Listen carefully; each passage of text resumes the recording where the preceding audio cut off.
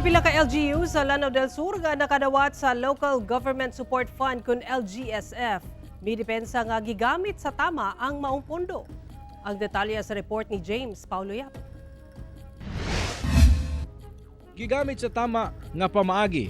Kini ang depensa ni Bacolod Kalawi Lanao del Sur Vice Mayor Nora Lucman Dipatuan sa kontrobersyal nga Local Government Support Fund kun LGSF. Sumala sa opisyal nga sukwahi kini sa mga nigawa sa social media nga adunay anomalya sa paggamit sa LGSF gikan sa pondo sa opisina sa Chief Minister sa BARMM.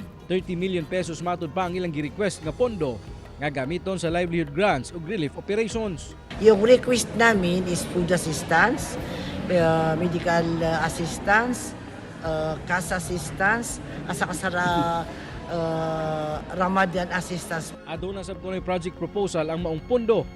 Target nga mahatagan og hinabang ang kapin 4,900 ka mga household sa ilang lugar. Sumala ang Local Social Welfare and Development Office sa Bacolod Kalawi, tag-usa ka sako nga bugas, itlog ug uban pang panginanglanon sa mga residente ang ilang gipanghatag. Basically yung foods, yung basic needs talaga ng mga tao like yung rice, tsaka kabuhayan din po, livelihood.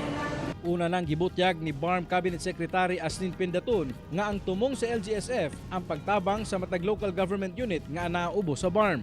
Pebrero 27, nagpahigayon ng investigasyon ang House Committee on Public Accounts sa giingong anomalya sa paggamit sa LGSF.